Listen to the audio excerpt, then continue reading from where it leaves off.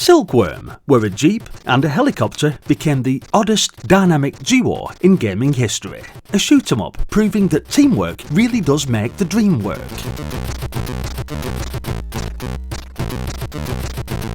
Back in the late 1980s, arcades buzzed like a busy chip shop on a Friday night.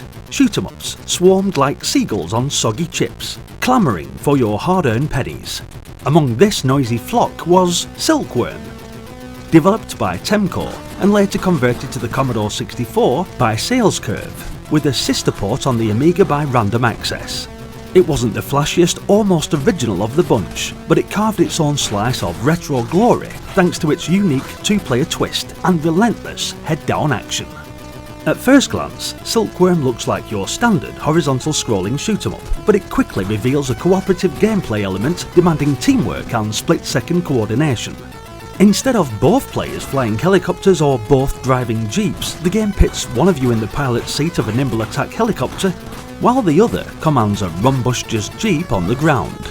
The gameplay kicks off in mountainous terrain, with enemy helicopters zipping overhead and missile launchers peppering the landscape. Each foe requires a different approach. Whoever controls the helicopter is the air ace, weaving through fire with smooth responsive controls and blasting targets with air-to-air and air-to-ground missiles. The jeep driver, meanwhile, faces a tougher, trickier ride, armed with a turret and front cannon, plus the ability to jump, which is crucial for dodging mines and enemy fire. I have to say, the jeep drives like a stubborn mule that's decided it's had enough of your nonsense. Unyielding, unpredictable, and more than a little temperamental. In single player mode, I'd generally stick with the helicopter.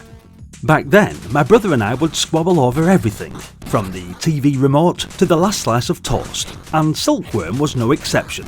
The who gets the chopper argument kicked off as soon as the game loaded, each of us convinced we were the better pilot. But no matter how loud the bickering, if we didn't work together, we didn't stand a chance. Thinking about those times hits a very nostalgic nerve. As you blast through the opening stages, you'll find classic shoot 'em up staples like smart bombs that clear the screen in satisfying explosions, invincibility bonuses that make you briefly untouchable, and upgrade pods boosting your firepower or speed. Think of the enemy gunships and tanks that appeared as end-level bosses, not as colossal, but compared to your tiny sprites, they sure feel like towering beasts lumbering onto the screen, demanding every last bit of your firepower. I hope you had a decent relationship with your second player buddy back in the day. This is where your coordination really mattered. Unfortunately, while making this video, a second player wasn't an option, so I had to grit my teeth and persevere solo. Visually, Silkworm doesn't wow you with flashy fireworks or dazzling sprites. Instead, it opts for solid, straightforward graphics that serve the gameplay well. The varied backdrops, combined with impressive parallax scrolling, create a neat sense of depth. A technical feat on the Commodore 64 that adds to the immersive feel. Sometimes there's flicker when things get busy, but nothing that ruins the moment or makes you want to chuck the joystick across the room.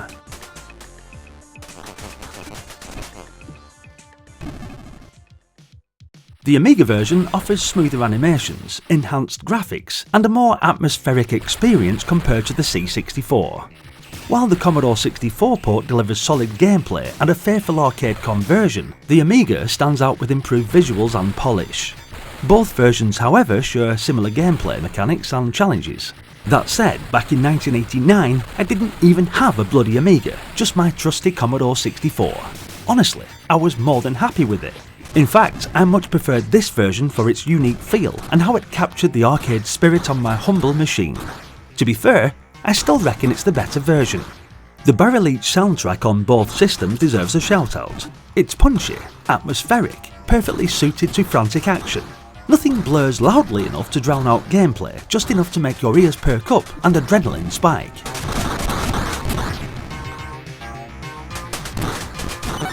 Now, for all its strengths, Silkworm has its peculiarities. One notable gripe is the difficulty spike after the opening level.